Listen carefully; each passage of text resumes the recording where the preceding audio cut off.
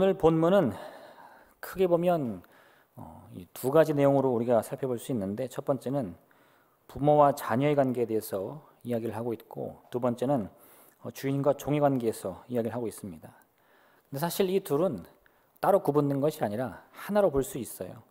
부모와 자녀 관계는 또한 주인과 종의 관계가 될 수 있습니다. 그러니까 우리가 지금 이 주인이라는 단어의 의미하고 종이라는 단어의 의미를 먼저 미리 생각을 하고 읽다 보니까 부모와 자식 사이하고 이 종과 주인의 사이가 서로 매치가 안 되는 건데, 누가 높고 누가 낮은 자냐, 이게 생각해 보면 아주 쉽게 매치가 됩니다. 그리고 이런 관계로요, 부모와 자녀 관계, 또 그리고 이 주인과 종의 관계라는 것은 결국 하나님과 우리의 관계로도 살펴볼 수 있는 거예요. 그래서 오늘 이 관계들을 한번 살펴보면서 궁극적으로 우리와 하나님의 관계는 어떤 관계인가 함께 살펴보기 원합니다. 첫 번째는 먼저 이 부모와 자녀 관계를 살펴보기 원하는데, 부모와 자녀 관계의 핵심은 사랑입니다. 자녀에 대한 부모의 사랑을 가장 잘 보여주는 이야기가 성경에 나오는데, 누가복음 15장에 보면 잃어버린 것들에 관한 이야기가 3개 나옵니다. 첫 번째는 잃은 양에 관한 이야기고, 두 번째는 잃은 동전에 관한 이야기예요. 그리고 마지막 세 번째는 잃은 아들에 관한 이야기입니다. 잃은 양이요, 길을 잃습니다. 근데 이건 양의 의지가 아니죠. 양이요, 목자 뒤를 졸졸 따르다가 너 오늘 한번 고생 좀 해봐라 이러고 길을 잃는 게 아니에요. 양도 목자의 말을 잘 듣고 싶습니다. 그 뒤를 잘 따르고 싶은데 마음대로 안 되는 거예요. 너무 어려서 그럴 수도 있고, 또 너무 어리석어서 그럴 수도 있습니다. 어쨌든 홀로는 이 세상을 감당할 수 없기 때문에 이 어린 양은 결국 길을 잃고 말아요. 그러면 어떤 일이 벌어지느냐, 네가 잘못한 거니까 네가 책임져라 이렇게 되지 않고, 그 목자가 이 잃은 양을 찾기까지 이 걸음을 멈추지 않는다는 겁니다. 심지어는 다른 99마리의 양을 들에 두고서라도 어떻게 해서든 그 잃은 양을 찾아낸다는 거예요. 잃은 동전에 관한 이야기는 뭡니까? 동전이 의지를 가지고요, 주인한테 골탕 좀 먹여야지 하고 사라지는 게 아닙니다. 주인이 뭔가 실수를 해가지고 동전을 잃어버렸어요. 그리고 주인이 그 자신이 잃어버린 동전을 스스로 끝까지 찾아냅니다. 세 번째, 잃은 아들에 관한 이야기는요, 이 아들이 의지를 가지고 집을 나가는 거예요. 아버지를 골탕 먹이려고, 아버지 속상해하게 하려고, 내가 기쁨을 누리려고 아버지에게 유산 달라고 해서 그 돈 받아가지고 집을 나가버립니다. 아들이 의지를 가지고 일을 계획했는데 일이 잘못됐어요. 아들이 고통에 처합니다. 누가 문제를 해결합니까? 아버지가 문제를 해결하는 거예요. 물론 아버지는요, 스스로 이 문제를 해결할 수 없어요. 왜요? 아들이 처음부터 마음을 먹고 집을 나갔기 때문에 그 아들의 마음을 돌이킬 수가 없습니다. 그래서 아버지가 할 수 있는 일은 무엇이냐? 그 아들이 마음을 고쳐먹고 자기에게 돌아오기까지를 끊임없이 기다리는 거예요. 결국 이 세 가지 이야기의 포인트는요, 조금씩 다 다릅니다. 내 의지대로 일이 잘못된 건 아니에요. 나도 모르는 사이 일이 잘못됐습니다. 또 때로는 내 주인이 실수해서 내가 위험에 빠지고 말았어요. 또 때로는요, 내가 이 의지를 가지고 뭔가 추진하다가 큰 잘못을 행해서 일이 잘못되게 됐어요. 근데 그 모든 어려움 속에서 목자 되시고 주인 되시고 우리 부모 되신 하나님이 그 모든 문제를 해결해 주신다는 거예요. 이 세 번째 잃은 아들에 관한 이야기에 한번 집중해 보면요, 사실 이 아버지는 그 아들의 마음을 돌이키지 못했습니다. 아들은 결국 집을 나가버렸어요. 그리고 그 아들은 집에 돌아올 생각이 없었습니다. 그런 아버지가요, 자신을 얼마나 사랑하는지 관심이 없었어요. 무엇이 중요했냐? 아버지의 재산이 중요했습니다. 그래서 그런 삐뚤어진 마음으로 유산을 받아서 집을 나갔더니 잘 낼 턱이 없죠. 허랑방탕한 삶을 살다가 돈을 다 잃어버리고 친구도 떠나고 이제는 정말 더 이상 내려갈 곳이 없는 아주 그런 비참한 상황까지 처해지고 맙니다. 그런데 그런 상황에서요, 이 아들이 살 길이 생겼어요. 어떻게 생겼냐? 그가 아버지의 아들이 아니라 아버지의 종이 되고자 해서라도 집에 돌아가고자 했더니 그 아버지가 이 아들의 잘못은 묻지도 따지지도 않고 그를 다시 사랑하기로 기다리고 있었던 겁니다. 그래서 우리는 이 서로 다른 세 가지 이야기를 통해서 잃은 양의 이야기, 잃은 동전의 이야기, 잃은 아들에 관한 이야기를 통해서 하나님이 우리를 사랑하는 그 사랑이 무슨 의미인지를 하나하나 깨닫게 되는 거예요. 하나님은 우리가 실수하여 넘어질 때, 우리 능력이 부족해서 넘어질 때 나무라지 않습니다. 하나님이 건져주시는 거예요. 또한 우리와 전혀 관계없는 이 인생의 문제가, 환경의 문제가 나를 덮쳐서 내가 낙망하고 실패했을 때 또 하나님은 우리를 건져주십니다. 그리고요, 내가 교만 때문에 또 이 유혹에 넘어져 가지고 거짓을 행하고 죄악을 범한다 할지라도 우리 하나님은 그와 같은 우리의 길을 돌이켜서 하나님의 품으로 다시 돌아오기를 하염없이 기다린다는 거예요. 결국 하나님께로 가는 길은 언제나 열려 있습니다. 어떻게 해요? 하나님이 우리를 사랑하시기 때문에. 그래서 우리는요, 하나님이 그와 같은 사랑으로 나를 보살피고 지키고 있다라는 믿음만 가지면 언제든 주님의 품으로 나갈 수 있는 거예요. 그게 지금 우리가 누리고 있는 하나님의 사랑입니다. 그 사랑의 조건은 무엇입니까? 우리가 그 사랑을 누릴 수 있는 자격이 무엇입니까? 그건 다른 게 없어요. 내가 사랑받고 있다고 믿기만 하면 돼요. 아, 내 남편이 나를 사랑하는구나. 내 아내가 나를 사랑하는구나. 여기서 끝나면 아무 문제 없어요. 그럼 언제 문제가 생기죠? 이걸 실천으로 옮길 때. 어떻게 해요? 당신 나 사랑해? 할렐루야. 왜 대답이 없으시죠? 할렐루야. 네. 그 사랑의 증거를 요구하려고 하는 순간 이 문제가 생기는 거예요. 왜요? 이 사랑에 믿음이 없어지니까. 네. 집을 나간 아들이요, 아버지 유산을 다 탕진했습니다. 주변에 있던 친구들도 이 아들을 외면했어요. 그는요, 이제는 돼지를 치면서 돼지가 먹는 이 쥐염 열매, 돼지의 사료도 먹을 수 없는 처지에 이르게 됩니다. 자신의 판단이 그때서야 잘못됐다는 걸 깨달았어요. 아, 내가 뭔가 잘못 생각했구나.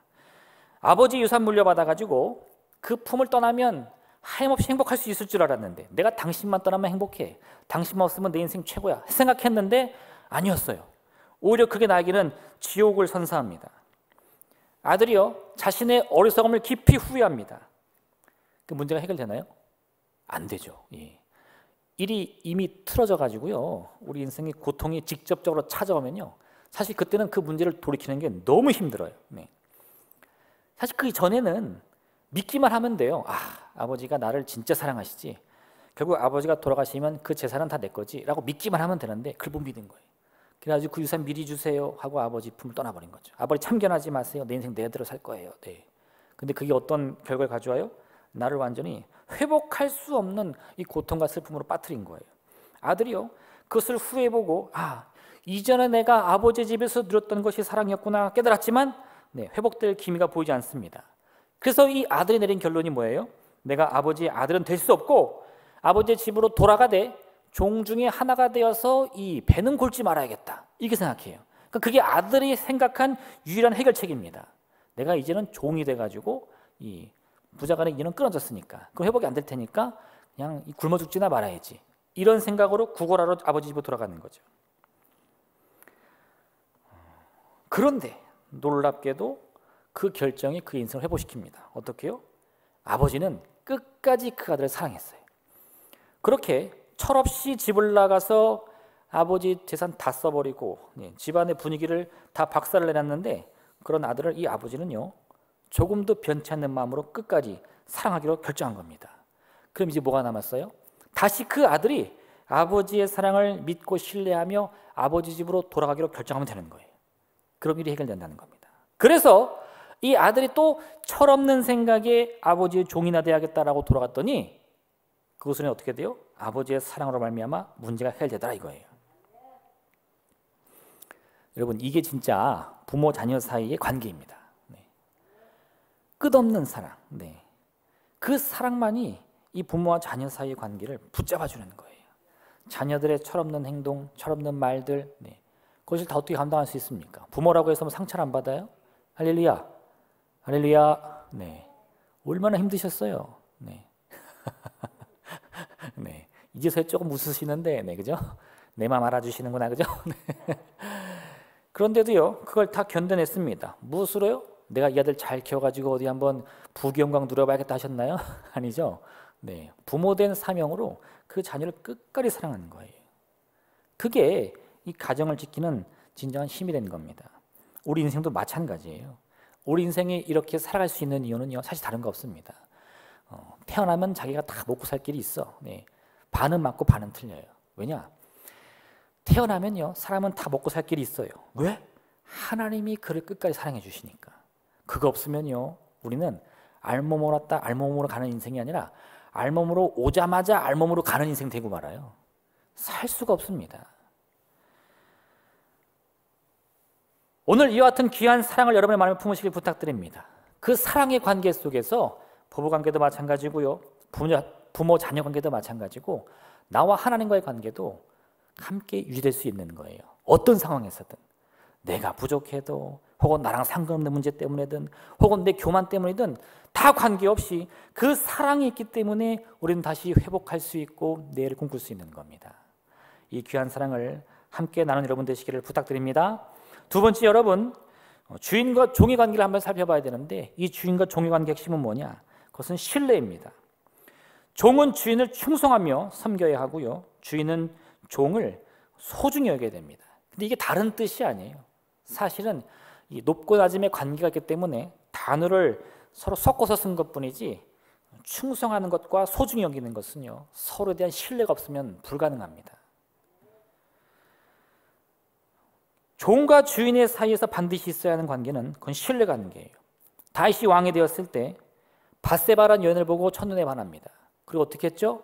그 여인을 자신의 아내로 맞이하기 위해서 그 밧세바가 이미 결혼을 했는데 남편이 있었어요. 근데 그 남편이 누군지 알아보니까 자기의 충직한 종 우리아였습니다. 근데 그 우리아를 죽음으로 내모는 거예요. 다윗이 우리아를 신뢰했다면 이런 일을 벌일 수 있을까요? 아니요. 다윗은 우리아를 신뢰하지 않습니다.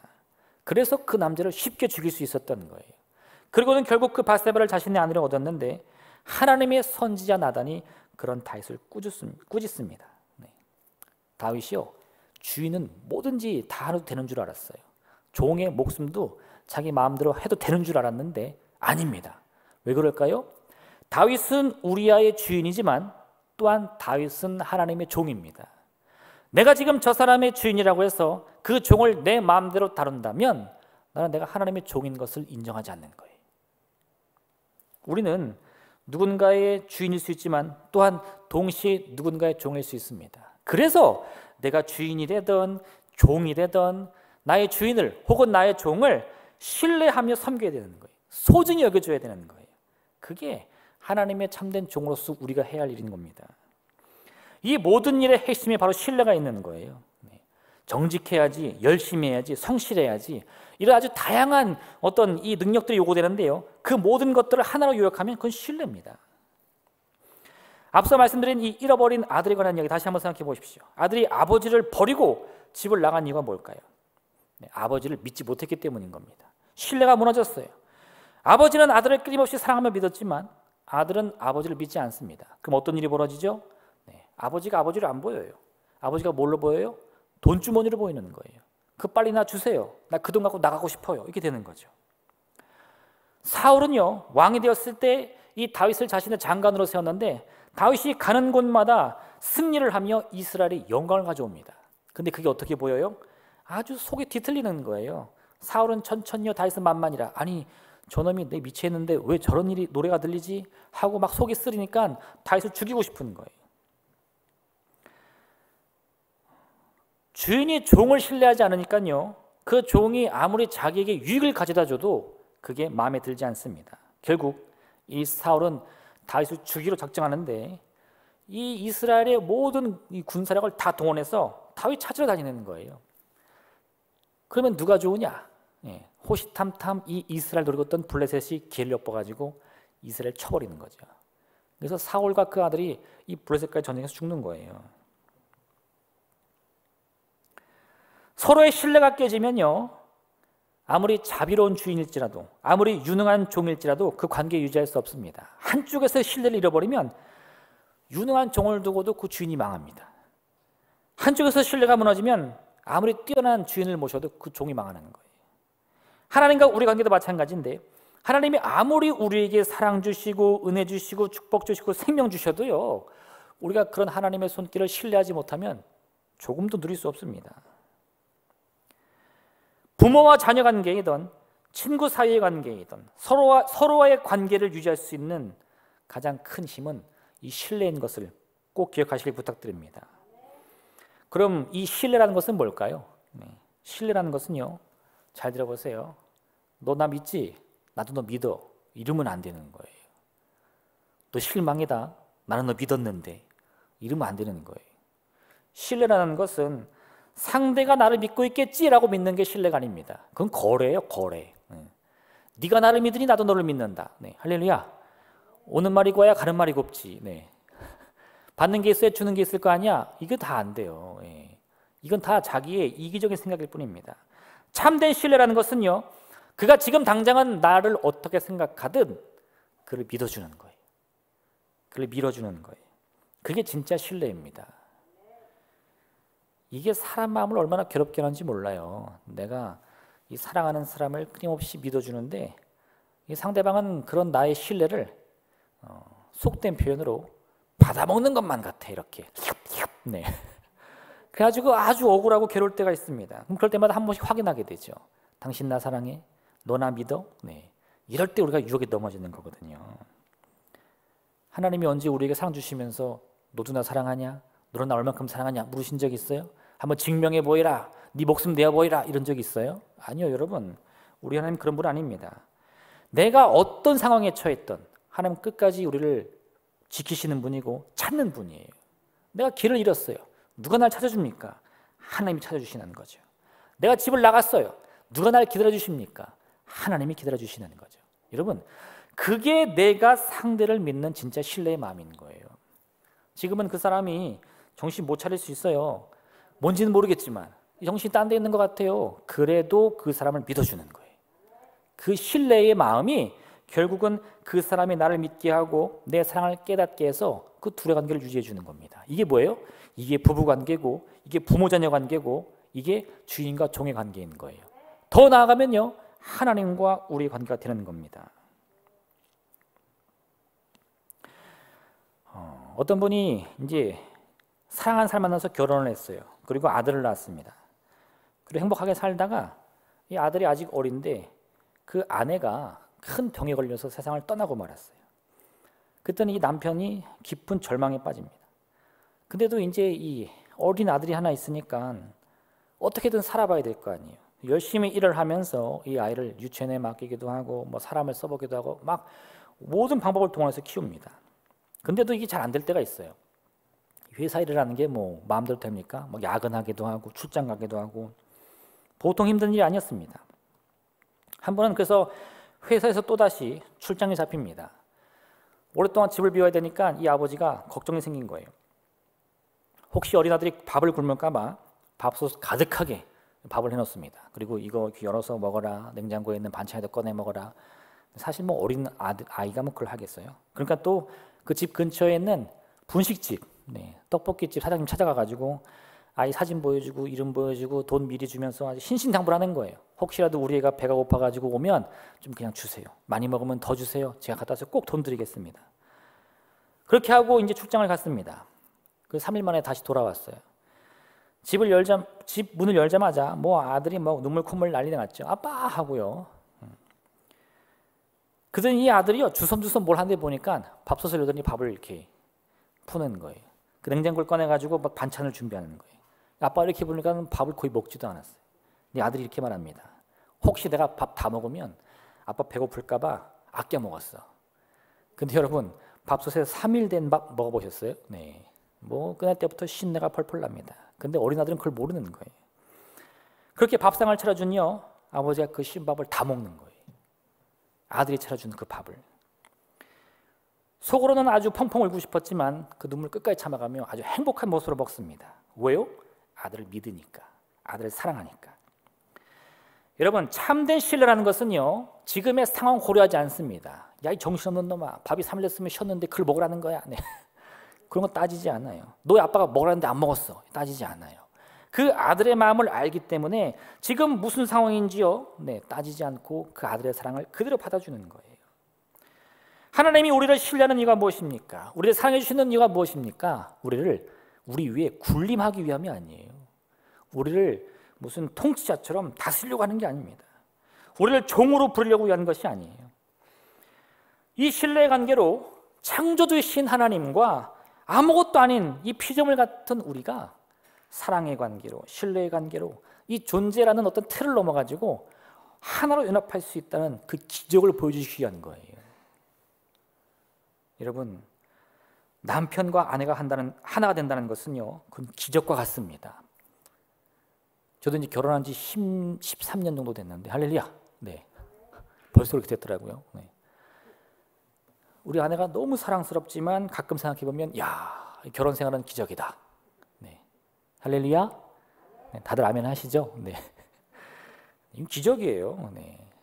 생판 모르던 사람이 갑자기 첫눈에 반해가지고 우리 함께 살까? 하고 하루 24시간을 같이 보낸다는 건요, 말 그대로 기적이에요. 어떤 기적이냐? 창조주 하나님이 피조물인 우리와 함께하는 기적과 똑같은 겁니다. 그걸 아셔야 돼요. 어떻게 그런 기적이 일어날 수 있죠? 사랑 때문에. 어떻게 그런 일이 있을 수 있죠? 신뢰 때문에. 하나님은 우리 인간을 창조하시고요, 먼저 사랑해 주셨습니다. 그리고 신뢰와 믿음을 주셨어요. 에덴 동산에 있던 그 중앙에 있는 선악을 알게 하는 나무가 바로 그 증거입니다. 그 귀하고 소중한 것을 왜 거기다 두셨을까요? 그것만 없으면 아담이 죄도 짓지 않았을 텐데. 아니 여러분, 그게 거기 있었기 때문에 이 아담과 하와는 사실 하나님의 그 사랑과 신뢰를 확인할 수 있는 거예요. 하나님은 우리를 절대 강제하거나 조종하거나 통제하지 않습니다. 하나님의 다스리심이라는 것은요, 하나님의 통치라는 것은 신뢰와 사랑을 바탕으로 하는 것이에요. 그래서 우리 부부관계도요, 또 부모 자녀 관계도 이 신뢰와 사랑만이 오직 능력인 것을 여러분 꼭 기억하셔야 됩니다. 하나님은 이 모든 과정 속에서 문제가 일어나든 실패로 인해서 낭망하든 상관없습니다. 반드시 우리를 붙잡아 주실 겁니다. 반드시 그 약속의 말씀을 이루어 주실 겁니다. 하나님의 사랑은요, 하나님의 신뢰는 결코 변하지 않습니다. 마지막 세 번째, 여러분, 우리가 이와 같이 사랑과 신뢰를 통해서 하나님과 우리의 관계를 살펴봐야 돼요. 하나님과 우리의 관계라는 것은요, 기적입니다. 방금도 말씀드렸지만 창조주와 피조물이 함께 한다는 것은 사실 기적이에요. 우리 옛날 동화 보면 막 그런 얘기 있죠. 멋진 왕자님이 이 허드렛 일 하는 이 시골 아가씨를 사랑하는 거예요. 결국 이 돈도 없고 이 배운 것도 없는 여인이 어떻게 공주가 되죠? 왕자의 헌신적인 사랑 때문에. 요즘엔 그 반대도 있더라고요. 네. 무슨 평강공주 이야기처럼 아무것도 못하는 남자를 이 여자가, 돈 많은 여자가 탁 잡아가지고 막 키워주는 거죠. 근데 그런 드라마를 보면 마음이 어떠세요? 뭐 세상에 저런 일이 다 있어, 이런 분 없더라고. 네, 막 시청률이 치솟습니다. 막 너무 행복해요. 할렐루야. 네, 그죠? 우리 마음에 다 그런 기적을 바라는 거예요. 하나님이 우리를 불러주십니다. 그리고 저 구석에서 돼지 먹는 지엄열매도 못 먹는 이 죄악된 인생에 살던 우리를 건져주시는 거예요. 그러기 위하여 하나님 자신도 생명을 내어주셔야 됐는데 스스로 육신을 입고 이 땅에 오셔서 그 값을 다 치러주십니다. 능히 감당하시는 거예요. 그러니 그것이 기적이 아니고 뭐겠습니까? 그렇게 우리는요, 하나님의 사랑과 울량한 그 신뢰라는 이 관계로 말미암아 기적을 체험하고 있는 겁니다. 요한복음 3장 16절 이같이 말씀하는데, 하나님이 세상을 이처럼 사랑하사 독생자를 주셨으니 이는 그를 믿는 자마다 멸망하지 않고 영생을 얻게 하려 하심이라. 제가 어렸을 때는요, 이 말씀을 볼 때마다 이게 들어왔어요. 멸망하지 않고 영생을 얻는다. 할렐루야. 우리는 영생을 얻습니다. 나이가 드니까요, 여기가 아니라 다른 구절이 들어와요. 뭐예요? 하나님이 세상을 이처럼 사랑하사. 그러니까 하나님이 세상을 이처럼 사랑하면요, 다 되는 거예요. 하나님이 세상을 이처럼 사랑하사 홍해가 갈라지리라. 하나님이 세상을 이처럼 사랑하사 죽은 나사로가 살아나리라. 이게 다 되는 거예요. 아, 내가 하나님을 만나는 것은 기적이구나. 우리가 죄로부터 구원받을 수 있는 이유, 우리가 문제를 해결받고요, 육신의 질병을 고침받을 수 있는 이유 뭡니까? 하나님이 세상을 이처럼 사랑하사. 예, 이거예요. 여러분, 아버지는 아들을 너무 사랑했기 때문에요, 그 아들이 허랑방탕한 삶을 살다가 돌아온다 할지라도요, 안 묻습니다. 너 돈 얼마 남았니? 이거 묻지 않아요. 그냥 품어주는 거예요. 아버지, 저는 이제 아들이 아니라 종입니다. 괜찮다. 새 옷을 입혀주고 반지를 끼워주는 거죠. 온 동네 사람 불러가지고 선포합니다. 내 아들이 죽다 살아났습니다. 네, 그게 아버지 마음이에요. 그런데 그것을 본 첫째 아들은 이렇게 말합니다. 네, 이 아버지가 아들을 사랑했더니 그 아버지의 또 다른 아들이 있었어요. 첫째 아들. 뭐라고 말합니까? 아버지께 대답하여 이르되 내가 여러 해 아버지를 섬겨 명을 어김이 없거늘 내게는 염소 새끼라도 주어 나와 내 벗으로 즐기게 하신 일이 없더니 아버지의 살림을 창녀들과 함께 삼켜버린 이 아들이 돌아오매 이를 위하여 살찐 송아지를 잡으셨나이다. 이 첫째 아들은요, 정의를 상징합니다. 정의. 이 아들은 교만이 아니에요. 정의입니다. 공의예요. 제가 보니까 꼭 이런 사람들이 있어요. 우리 아이들 중에도 정의로운 아이들이 있습니다. 아빠, 이게 말이 돼 지금? 나를 위해서는 염소 새끼도 안 잡았는데 지금 쟤는 뭐야? 이게 있더라고. 나는 용돈 1,000원 줬는데 쟤는 왜 2,000원이야? 이런 애들이 있더라고요. 그 정의예요. 말이 틀린 게 없습니다. 틀림이 없어요. 그런데 여러분, 이와 같은 정의로는요, 사실 문제를 해결할 방법이 없습니다. 그럼 이 아들 어떻게 해야 돼요? 버려야 됩니까? 문제를 해결할 수 있는 능력은요, 사랑밖에 없어요. 우리가 주 앞에 나와 하나님 이 마음을 위로하여 주옵소서, 이 육신의 질병을 고쳐 주옵소서, 하나님이 물으시는 거예요. 너 뭐 했니? 너 응답 받으려고 뭐 했니? 그러면 응답 받을 수 있어요, 없어요? 못 받는 거예요. 우리가 정의와 공의를 따지기 시작하면요, 내 인생의 문제 하나도 해결받을 수 없습니다. 당신 너 얼마나 사랑해? 그거 이룰 수가 없는 거예요. 진정한 사랑과 신뢰의 관계는요, 이런 정의로는 이룰 수 없습니다. 여러분, 아들의 인생을 바꿀 수 있는 능력은 오직 사랑과 신뢰뿐이에요. 우리의 인생이 바뀔 수 있는 이유는요, 오직 하나님의 사랑과 신뢰 때문이지 정의 때문이 아닙니다. 하나님은 이스라엘이 이 죄악을 범했을 때 선지자 호세아를 보냅니다. 그리고는 이스라엘의 죄악을 낱낱이 밝히는 거예요. 이 이스라엘 백성들이요, 하나님의 자비와 국률하심을 맨날 받으니까 거기에 취해가지고, 야, 하나님은 우리가 죄를 범해도 벌하지 않는 분이야, 우리가 마음대로 살아도 반드시 용서하시는 분이야 하더니 되벌어지는 거예요. 이럴 때 있죠. 네. 그때 하나님 뭐라고 말씀하시냐? 마치 남자 여자가 만나서 결혼을 했는데 이 여인이 말로는 당신만 사랑할게요 라고 고백하고는 결혼하자마자 딴 남자랑 바람난 거예요. 도망가 버리는 거예요. 이런 이스라엘의 행태를 하나님은 이런 음행을 행하는 여인으로 고발합니다. 너희가 나의 사랑을 누리고도 이제는 이방의 신을 섬기러 도망가는구나. 음행과 묵은 포도주와 새 포도주가 마음을 빼앗느니라. 내 백성이 나무에게 묻고 그 막대기는 그들에게 고하나니 이는 그들이 음란한 마음에 미혹되어 하나님을 버리고 음행하였음이니라. 이게 무슨 말입니까? 사람들이요, 하나님 앞에 나와서 전심으로 기도하며 하나님의 뜻을 구하는 것이 아니라 이 막대기와 나무 앞에서 요즘 뭐 말로 하면 비나이다 비나이다 하는 거예요. 오늘 운수가 좀 좋을까요? 하는 거예요. 그런 뭐라 그러냐? 여호와의 이름으로. 네. 하나님의 이름을 입으로 계속 고백하면서도요, 그 생각과 행함은 이방신을 섬기는 것과 다를 바가 없습니다. 이거 완전 이단이죠. 네. 그런 행실로 자신들은 뭐라고 말하냐? 나는 여호와 이름을 부른다, 나는 제사를 드린다라고 말해요. 그런데 그러한 제사는 습관적으로 관습적으로 드리는 하나의 이 형식일 뿐이지 진정한 예배가 될 수 없습니다. 하나님이 이렇게 말씀하시는 거예요. 제사장들아 들으라, 이스라엘 족속들아 깨달으라, 왕족들아 귀를 기울이라. 너에게 심판이 있나니 너희가 미스바에 대하여 올무가 되며 다볼 위에 친 그물이 됨이라. 패역자가 사륙죄에 깊이 빠짐에 내가 그들을 다 벌하노라. 하나님의 진노가 임한다는 겁니다. 그럼 이제 어떻게 되죠? 네, 하나님의 정의가 이스라엘에 임하면요, 살아날 수가 없는 거예요. 소돔과 고모라처럼 의인이 10명 있습니까? 네, 없는.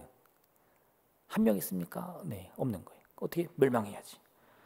여러분, 하나님이 정의로 우리에게 임하시면요, 하나님은 심판자가 되실 수밖에 없습니다. 옳고 그름의 이 경중을 따져가지고 그 저울이 기울 때마다 우리를 벌하시는 거예요. 그런데요, 하나님은 이렇게 선포하시고도 그 속내를 이렇게 호세아를 통해 또 말씀하십니다. 에브라임이여 내가 어찌 너를 놓겠느냐, 이스라엘이여 내가 어찌 너를 버리겠느냐, 내가 어찌 너를 아드마같이 놓겠느냐, 어찌 너를 스보임같이 두겠느냐. 내 마음이 내 속에서 돌이키어 나의 긍휼이 온전히 불붙듯 하도다. 내가 나의 맹렬한 진노를 나타내지 아니하며 내가 다시는 에브라임을 멸하지 아니하리니 이는 내가 하나님이요 사람이 아님이라. 내 가운데 있는 거룩한 이니 진노함으로 내게 임하지 아니하리라. 원래대로라면요, 이 패역한 자들을 위해서 하나님의 징벌이 임하는 게 맞습니다. 그게 정의며 그게 공의예요. 그런데 말씀은 그렇게 하셨는데 하나님의 본심은 어디 있느냐? 야, 설마 내가 너를 진짜 다 멸하겠느냐? 내가 내 마음을 보니 내 마음속에서 뭐가 불이 붙어요? 분노가 불이 붙는 게 아니라 긍휼이 불이 붙는다는 거예요. 이 정의의 마음을 보면 심판해야 할 이스라엘 백성을 보면서도 긍휼과 사랑의 불이 붙어가지고 심판을 못하겠다는 겁니다. 이게 뭐예요? 이게 사랑이며 신뢰입니다. 세상 모든 사람이 내 자식을 욕해도요, 그 자식을 품어주는 것이 부모의 마음입니다. 그게 뭐예요? 사랑인 거예요. 하나님은 정의의 하나님이지만 또한 심판의 하나님이지만요, 동시에 사랑의 하나님이십니다. 근데 문제는 뭐냐? 이 정의의 마음과 사랑의 마음이 하나님 마음속에서 또 충돌하는 거예요. 우리를 볼 때마다, 우리의 패역함을 볼 때마다 하나님의 정의는 심판자로 나타납니다. 그런데 그같이 징벌의 손을 들 때마다 또 다른 하나님의 마음속에 있는 이 사랑의 마음이 그 진노와 정의의 마음을 다 붙들어 맨다는 거예요. 긍휼이 불붙듯 온 마음이 사랑으로 가득 차서 심판하지 않고요, 우리 끝까지 기다리신다는 거죠. 그렇게 여러분, 하나님은 우리를 끝까지 믿어주시는 분입니다. 두 번째, 하나님과 우리 관계에 있는 것, 이 신뢰인데요, 이 신뢰는 별없는 하나님의 사랑에 근거합니다. 하나님은 처음부터 우리를 향한 하나님의 계획을 말씀하시는데, 여호와의 말씀이니라 너희를 향한 나의 생각을 내가 안 하니 평안이요 재앙이 아니라 너희에게 미래와 희망을 주는 것이라. 너희가 내게 부르짖으며 내게 와서 기도하면 내가 너희들의 기도를 들을 것이요 너희가 온 마음으로 나를 구하면 나를 찾을 것이요 나를 만나리라. 하나님이 우리를 얼마나 사랑하시는지 내가 하나님의 이름을 부를 때마다 달려가겠다는 겁니다. 달려가겠다는 거예요. 사실 우리는 이거를 기가 막히게 잘 알아요. 갓난아기들 한번 보세요. 갓난아기 태어나면요, 엄마 아빠가 자기를 얼마나 사랑하는지를 아주 잘 압니다. 그래가지고 필요할 때만 있으면 그냥 아무것도 안 하고 있다가도 응애 한마디 하면요, 불이 나게 달려오죠. 뭐 배고프니, 뭐 불편하니, 너 오줌 싸니 다 해주는 거예요. 아이는 할 수 있는 게 하나도 없습니다. 손가락 하나도 꼼투를 하지 못하고요. 제가 보니까 이 갓난아기들은 자기 손으로 자기 긁더라고. 자기가 자기를 위해 유익된 일도 할 줄 몰라요. 그래서 엄마가 또 여기 손싸개 싸주고 베네 쪽으로 입혀주고 다 해줍니다. 그래도 그 아이가요, 행복할 수 있는 이유가 뭐냐? 부모가 자기를 사랑한다는 사실을 알기 때문인 거죠. 여러분, 우리가 우리 인생을 위하여 할 수 있는 일이 뭐가 있습니까? 사실 별로 없어요. 근데도 우리가 내일을 꿈꾸고 어제보다 더 나은 오늘을, 오늘보다 더 나은 내일을 꿈꿀 수 있는 이유가 뭡니까? 사실 세상적으로 보면 그거는 욕심이에요. 그건 교만입니다. 야, 너는 뭘 할 줄 안다고 그런 걸 꿈꾸냐? 그런데 우리는 알아요. 하나님이 나를 사랑하신다는 것, 하나님이 나를 믿어주신다는 것, 그거 알기 때문에 내가 하나님을 전심으로 찾으면 하나님이 반드시 들어주신다. 그 믿음 가지고 꿈꾸며 기도하는 겁니다. 그리고 이 신뢰의 마음이 어떤 우리의 삶의 변화를 가져오느냐? 참으로 우리가 인생의 고난과 슬픔에 처했을 때요, 그것을 그대로 토해내지 않는 거예요. 그런데 내가 앞으로 가도 그가 아니 계시고 뒤로 가도 보이지 아니하며 그가 왼쪽으로 일하시나 내가 만날 수 없고 그가 오른쪽으로 돌이키시나 내가 배울 수 없구나. 그러나 내가 가는 길을 그가 아시나니 그가 나를 단련하신 후에는 내가 순금같이 되어 나오리라. 보이지 않고 들리지 않지만요, 하나님이 나를 위해 일하신다는 것을 믿는 거예요. 그럼 어떤 일이 생겨요? 지금 내가 당하는 고난은 멸망으로 가는 고난이 아니라 내가 단련되어 인내를 기르는, 내가 순금이 되는 과정이구나 믿는다는 겁니다. 여호와는 너를 지키시는 이시라. 여호와께서 내 오른쪽에서 내 그늘이 되시나니 낮에 해가 너를 상하게 하지 아니하며 밤의 달도 너를 해치지 아니하리로다. 여호와께서 너를 지켜 모든 환난을 면하게 하시며 또 내 영혼을 지키시리로다. 여호와께서 너의 출입을 지금부터 영혼까지 지키시리로다. 하나님이 우리의 모든 출입을 지키시기에 내게 다가오는 모든 것은요, 감당할 시간밖에 없는 겁니다. 설령 내가 너무 부족해가지고요, 감당 못하면 어떻게 돼요? 피할 길이라도 주신다는 거예요. 그걸 믿었더니 이 태산 같은 문제 앞에서도요, 스스로 낙심하면서 포기하는 것이 아니고 견딜 힘을 달라고, 인내하게 해달라고, 하나님의 뜻을 깨닫게 해달라고 우리는 기도하는 겁니다. 그 믿음의 이 모든 행실이 어디서 나온다고요? 우리를 향한 하나님의 사랑, 그 신뢰함을 내가 믿을 때에 할 수 있다는 거예요. 오늘 이 바울은요, 이와 같은 역사가 우리의 가정 가운데 일어난다고 보고 있는 겁니다. 부부 사이에 어떻게 서로 행복할 수 있습니까? 서로를 사랑하기 때문인 거예요. 서로를 믿기 때문인 거예요. 남편과 아내가요, 남편은 아내를 사랑하고 아내가 남편을 믿어줄 때 그 가정은 절대 흔들리지 않습니다. 흠이 생겨도 돼요. 틈이 생겨도 돼요. 왜요? 서로의 사랑과 그 신뢰가 서로의 그 작은 흠들을 다 덮어주니까. 사랑은요, 허다한 죄를 덮는 거예요. 그게 사랑의 능력입니다. 또한 부모가 자녀를 사랑한다면요, 또 자녀가 부모를 신뢰한다면 그 가정은 절대 깨어지지 않습니다. 자녀가 넘어져도요, 부모가 기다려주는 거예요. 부모가 조금 부족해도요, 자녀는 끝까지 그 부모를 믿습니다. 여러분, 이 사랑과 신뢰야말로 우리의 가정을 가장 든든히 서게 할 수 있는 능력인 것을 꼭 기억하시길 부탁드립니다. 어떤 악한 영도 틈타지 못하는 역사, 그 굳건한 믿음의 가정 세운 여러분 되시기를 주님의 이름으로 축원드립니다. 이 시간 함께 기도하겠습니다. 오늘 이 말씀을 생각하시면서 하나님, 이 사랑의 마음 또 신뢰의 마음 갖게 도와주시옵소서.